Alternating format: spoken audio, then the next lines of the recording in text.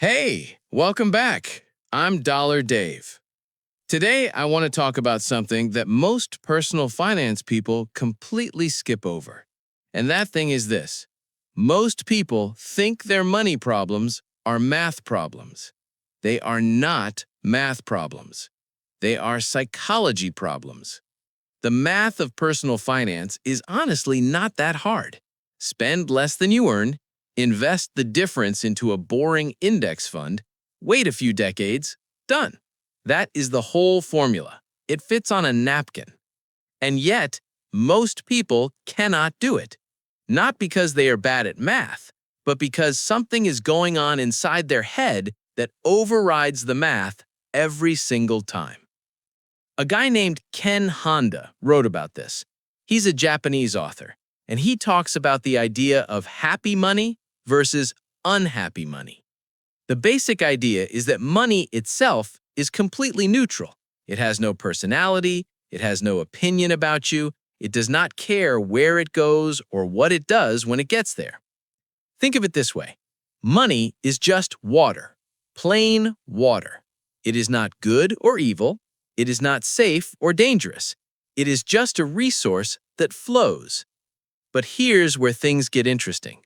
The plumbing system you build to handle that water, that is entirely based on your psychology, your deepest fears, your ego, your childhood, your relationship with scarcity. And depending on what is going on in your head, you will build a completely different set of pipes. Today, we're going to look at 7 different types of financial plumbing systems. Most people are a combination of a few of these, but almost everyone has one that is dominant, one that runs the show. And once you see it clearly, you can actually do something about it. Let's get into it. Okay, type 1, the compulsive saver. In our plumbing metaphor, this person has built a massive concrete dam, a big, impressive, serious dam. And here's the thing about their dam. It works. It works really, really well. The water is not going anywhere. They are not broke. They are not stressed about bills. They have a 6-month emergency fund, probably closer to a 2-year emergency fund, and a retirement account that most people their age would not believe if they saw the number. So, what is the problem? The problem is that they refuse to drink their own water. And I mean that almost literally. The compulsive saver has developed an identity around not spending. Every dollar they save feels like safety. Every dollar they spend feels like a small loss, even if the purchase was completely reasonable. So they do things that look really strange from the outside.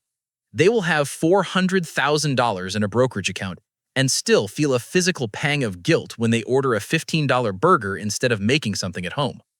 They will drive a car held together by hope and electrical tape because it is paid off and still runs fine. Their house might need a new roof, and they will put it off for 2 more years because the quote was $12,000 and that money could be sitting in a money market account. The fear driving all of this is the fear of the drought. They grew up watching the water level drop, or they watched someone they love get wiped out financially, and they made a decision, maybe consciously, maybe not, that they would never let that happen to them. So they built a dam, and they keep building it, because no matter how full the reservoir gets, the drought still feels possible. There is a real cost to this.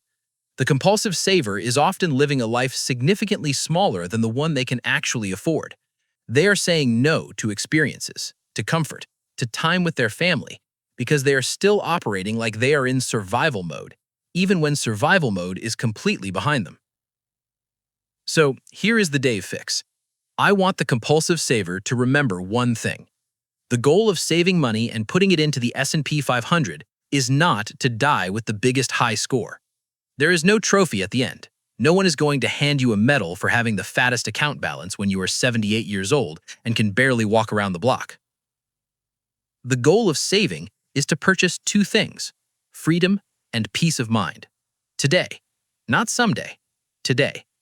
If your account is already large enough that your basic needs and your future are genuinely secure, and you know this because you have done the math, then spending money on something that improves your life is not a failure of discipline. It is the entire point of the exercise. Type 2, the compulsive spender. This one is the opposite end of the dial. In our water metaphor, this person has built a sieve. Water comes in from the top and immediately pours out through 100 holes. And this is the person most personal finance content is aimed at, because it is the most visible money problem. You know this person. You might be this person. Water comes in on payday and immediately starts flowing out. Designer clothes, car payments on something that costs more than it should, eating out 4 or 5 times a week, subscriptions to services they forgot they signed up for, last-minute flights because they saw a deal and it felt exciting, a new piece of furniture they did not need, and then another one because the first one looked a little off in the living room. Here is what is important to understand about the compulsive spender. They are not buying things, they are buying dopamine. They are buying the feeling that comes in the 3 seconds right after you tap Confirm Purchase. That is the hit they are chasing. The actual item or experience is almost secondary. You can tell because a lot of compulsive spenders will buy something and not even open the package, or they will go on a vacation and spend the whole trip anxious about the next activity instead of actually enjoying the one they are on. The water has to keep moving. The moment it stops, something uncomfortable surfaces. That uncomfortable thing is usually one of 2 things, either a chronic low-grade anxiety that spending temporarily numbs, or a deep-seated belief that money is meant to be enjoyed and that saving it is somehow joyless or miserly. A lot of compulsive spenders grew up watching one parent hoard money anxiously, and they swung hard in the opposite direction. The tricky thing is that some compulsive spenders earn really good money. They are not in trouble because they are poor. They are in trouble because their lifestyle has perfectly and precisely expanded to fill every dollar of their income with very little margin. They earn $80,000 a year and spend $80,000 a year. Then they get a raise and earn $100,000 a year and somehow spend $100,000 a year. The sieve just gets bigger. So the Dave fix for this one is simple, and I mean simple in the way that push-ups are simple. You know what to do, it's just hard to do it. The fix is strict automation. Before the water even hits the leaky bucket, you reroute a percentage of it, I would suggest starting at 10% and working up to 20%, directly into a secure reservoir, a low-cost index fund, an S&P 500 ETF, something boring and automated that the compulsive spender never has to think about or make a decision about. Because here's the thing about the compulsive spender.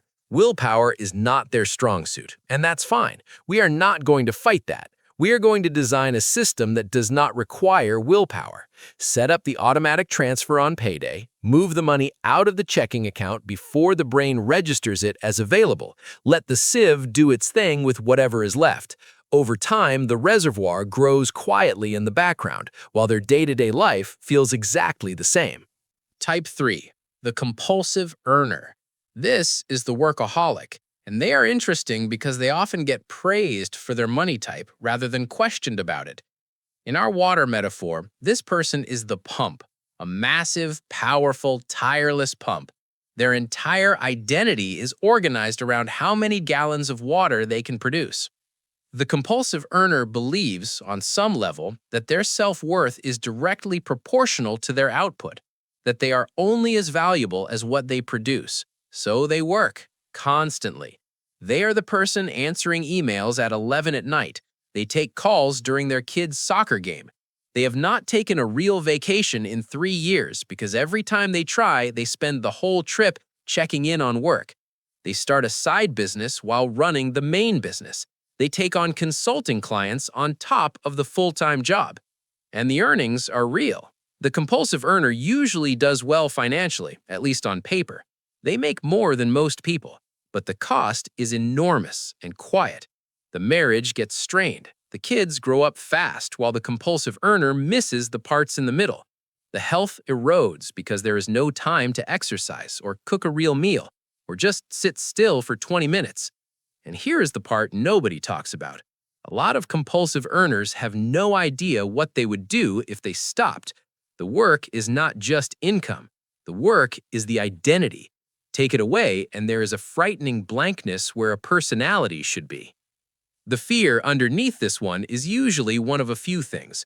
A fear of being ordinary, a fear of poverty so embedded from childhood that no amount of income ever feels like enough evidence of safety. Or sometimes it is simply a fear of being home, of being present, of dealing with things that cannot be fixed by working harder. The pump metaphor is the right one here, because a pump that never shuts off eventually burns out. This is not a metaphor, it is a medical fact. Chronic overwork is directly linked to cardiovascular disease, cognitive decline, and a long list of other outcomes that no amount of money can fix. The Dave fix. The compulsive earner needs to learn that a generator is useless if you never turn it off long enough to enjoy the power it creates. Generating more power is not the goal. The goal was always to power something, a life, a family, a set of experiences. So the question I would ask the compulsive earner is this: what are you pumping water for? If you cannot answer that specifically, that is the real work, not the next project.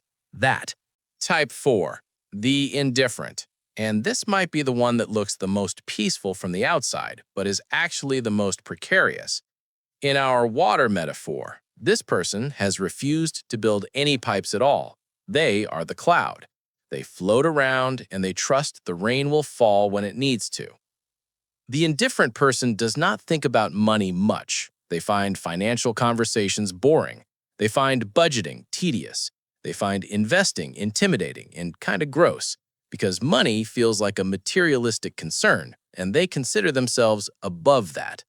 They will tell you that they value experiences over things, that they do not want to be defined by their net worth, that there is more to life than spreadsheets. And here's the thing, they are not wrong about any of that. There absolutely is more to life than spreadsheets. Experiences do matter more than most possessions. You should not be defined by your net worth. All of that is true. The problem is that ignoring the math does not make you enlightened. It just means that when the drought comes, and the drought always comes eventually, you are going to need somebody else's water, and that is not fair to that person. The indifferent person is often shocked when a real financial problem arrives: a layoff, a medical bill, a car that needs a major repair, a landlord who raises the rent by $800, and because there was no plumbing, no structure, no saved water, the crisis is suddenly much more serious than it needed to be. They end up borrowing from family members who had the discipline to build their own systems. They end up in credit card debt that takes years to clear. They end up delaying retirement by a decade because they were too cool to open a brokerage account in their 30s. There is also a specific flavor of the indifferent type who is actually hiding a fear of failure underneath the nonchalance. If you never engage with your finances, you can never be bad at them. You can never make a wrong investment because you never invested. It is a protection mechanism dressed up as a philosophy. The Dave fix. You do not have to love personal finance. You do not have to find it interesting. You just have to spend about 3 hours, one time, setting up a basic system. Open an account, set up an automatic contribution, pick a simple target date index fund. Then you can go back to not thinking about it. The math works in the background, and you get to stay as unbothered as you want to be. Ignoring money is a choice, a bad one, but an automated system is something you can set up once and then actually ignore. Type 5, the saver splurger. And this one is fascinating because it looks like two totally different people living inside one body, and they trade off on a schedule. In our water metaphor, this person acts like the dam for a while. They tighten up, they budget obsessively, they meal prep, they cancel subscriptions, they bring lunch from home every single day. They watch their account balance climb. They feel proud, they feel in control, and the pressure inside the pipes builds and builds and builds. And then one day, something snaps and the pipe bursts. They blow a huge chunk of their savings on something they did not plan for and probably did not need. A spontaneous trip to Japan they booked at midnight on a Tuesday. A luxury item they told themselves they would never spend money on. An impulsive car upgrade. A total kitchen renovation that started as a small project and ballooned. And then they feel terrible about it, and the cycle resets. The saver splurger is essentially living a life of financial restriction and release over and over, and it is exhausting. And critically, it is ineffective because the big blowout purchase can erase months or even years of careful saving in one weekend. The thing to understand about this type is that the restriction itself is causing the blowout. Restricting spending is not the same as having a healthy relationship with money. If every financial decision feels like deprivation, the pressure will build until something gives. It is just human nature. You can deprive yourself for a while, but eventually the brain wants what it wants. The saver-splurger often has a kind of all-or-nothing thinking around money. Either they are being very good, tracking every dollar and sticking to a tight budget, or they have fallen off the wagon and might as well just lean into it and deal with the consequences later. The middle ground does not feel stable to them. The Dave fix. Install a pressure release valve. What I mean by that is this. Give yourself a specific, defined percentage of your income, around 10%, to spend on absolutely anything you want, completely guilt-free. This is not a cheat day. This is a structural part of the system. It is money designated for pleasure and spontaneity. You do not have to justify it or track it or feel bad about it. When that 10% is gone, it's gone, and you wait for next month. But because you know the valve exists, the pressure never builds to dangerous levels, and the catastrophic blowout becomes a thing of the past. Type 6, the worrier. And this is going to sound like a strange problem to have, but stay with me. Because the worrier has actually done everything right on paper. In our water metaphor, they have perfect plumbing. They have a massive, clean, well-maintained lake of water. Every pipe is inspected quarterly, every valve is tightened, every gauge is calibrated, and they still cannot sleep. The worrier is the person who has genuinely done the work. They have a well-funded retirement account, they have an emergency fund, they have low debt, they have index funds, and they are still terrified. They are terrified of inflation eroding their purchasing power. They're terrified of a market crash hitting right before retirement. They're terrified of getting sick, of their employer going under, of a recession, of the government changing the rules, of something happening to their investments that they did not anticipate and cannot control. The worrier checks their brokerage account every morning, sometimes twice. When the market drops 2% on a Tuesday, their day is essentially ruined. They read every financial news headline, which, if you have ever noticed, is designed to make you anxious all the time because anxious people click more. They lose sleep before major economic announcements. They run retirement projections monthly, and they always find a new scenario to worry about. The painful irony is that all of that checking and worrying and reading does not protect them from anything. The market does what the market does. Reading about it more often does not change it. It just means they experience the volatility Emotionally in real time instead of reviewing it calmly once a quarter. The Dave fix is two things. First, I want to introduce the worrier to the 4% rule. The math behind this rule comes from something called the Trinity study, and it basically says that if you have a diversified portfolio invested in the stock market, you can withdraw 4% of it per year in retirement with a very high probability of that money lasting for 30 years or more, even accounting for market downturns and inflation. This means there is a number, a specific calculable number at which your water supply is statistically safe. Find that number, know it, write it down, and put it on your wall. Knowing the number converts the fear from a feeling into a math problem, and math problems have answers. The second fix is a strict rule. You are not allowed to check your brokerage account more than once per quarter. Once per quarter. Not once a week, not once a day, once every 3 months. Because the worrier's brain is treating daily market fluctuations as meaningful signals when they are almost entirely noise.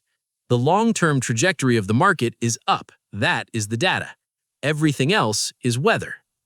Okay, type 7, the money monk. And this one is tricky because the money monk sounds wise and principled, and in some ways they are. But there is often something else going on underneath. In our water metaphor, the money monk thinks the water is dirty. They have an invisible filter installed in their plumbing system that subconsciously pushes money away. Not because they are indifferent to money the way type 4 is, but because they believe at some level that money itself is corrupting, that wealth makes people selfish, that wanting money is greedy. that rich people are fundamentally different from them in a negative way, that anyone who thinks a lot about money is shallow. The money monk will say things like, "I am not motivated by money. I would rather be rich in experiences than rich in dollars. Money changes people. I just want enough to get by. It is not worth selling your soul for." And again, look, some of this is reasonable. Being consumed entirely by the pursuit of money to the exclusion of everything else is probably not a great life. That is a real thing. But here is what I notice about a lot of money monks. The belief is not just a preference, it is a system that actively pushes money away. They turn down legitimate raises because negotiating feels uncomfortable and kind of greedy. They undercharge for their freelance work because quoting a fair price feels like admitting they care about money. They avoid learning about investing because the whole subject feels spiritually compromised. They stay in jobs that underpay them because at least they feel morally okay about the employer. And they are quietly struggling. They are struggling to build savings. They are struggling to help their family. They are struggling to give to causes they care about. All because the filter is blocking the water. The Dave fix: I want the money monk to think about money as a magnifying glass. Money does not make you a good person or a bad person. It magnifies whoever you already are. If a selfish, cruel person gets wealthy, they do more damage with their selfishness. That is real. But if a generous, thoughtful person gets wealthy, they build things, they fund causes, they take care of their family without stress, they give their kids options, they contribute to the communities around them in ways that were simply not available to them when they were broke. You being broke does not make the world more ethical. It just means you have less capacity to do the things you actually care about. Wanting to be financially secure so you can live freely, take care of people you love, and contribute to things that matter is not a character flaw. It is a completely reasonable and admirable goal. Okay, so those are the 7 types: the dam, the sieve, the pump, the cloud, the burst pipe, the inspector, and the filter. I want you to think about which one you recognized most strongly, and be honest with yourself, because the whole point of this exercise is self-awareness. Most people are some combination of a couple of these types, and that is fine. The categories are not judgments. They are just descriptions of how different people, based on different experiences and fears, have built different plumbing systems. The goal, the thing that Ken Honda would call happy money, is a smooth, automated flow.